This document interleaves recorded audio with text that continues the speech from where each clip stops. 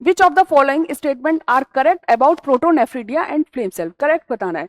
Protonephridia क्या होते हैं, पहले तो हमें ये पता होना चाहिए। प्रोटोनेफ्रिडिया प्रिमिटिव नेफ्रिडिया कहलाते हैं। प्रोटोनेफ्रिडिया क्या कहलाएंगे आपके, प्रिमिटिव नेफ्रिडिया, प्रिमिटिव नेफ्रिडिया।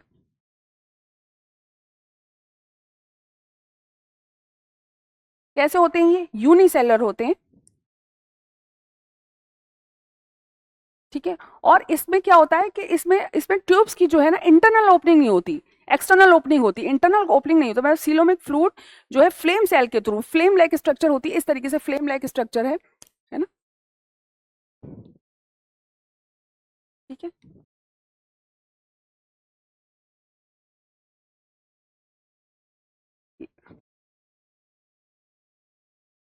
ठीक है, तो इस फ्लेम सेल के थ्रू सीलोमिक फ्लूइड अंदर आ रहा होता है, ठीक है। और ओपनिंग इनकी क्या होती है, बाहर होती है, एक्सटर्नल ओपनिंग होती है, डेड एंड्स होते हैं, इंटरनल ओपनिंग नहीं होती, अंदर की तरफ कोई ओपनिंग नहीं होती, बाहर की ओपनिंग। तो सीलोमिक फ्लूइड कैसे आएगा, इस फ्लेम बल्ब के थ्रू आता है। किसके थ्रू आता है, फ्लेम बल्ब होते हैं इनके अंदर, ठीक है, इसलिए इनको फ्लेम सेल्स भी बोलते हैं। Bunch of flame cells is called protonephridia, ठीक है, bunch of flame cells is called protonephridia. अब इन्होंने पूछा है कि इसमें स्टेटमेंट बताना है कि प्रोटोनेफ्रिडिया क्या हो गया, प्रोटोनेफ्रिडिया प्रिमिटिव नेफ्रिडिया हुए, ठीक है। मेटानेफ्रिडिया क्या कहलाएंगे, ट्रू नेफ्रिडिया, ठीक है। इनके अंदर इंटरनल ओपनिंग होगी, मतलब सीलोमिक फ्लूइड में खुलेंगे वो, और ये कहाँ खुल रहे हैं, बाहर, एक्सटर्नल ओपनिंग है इनकी।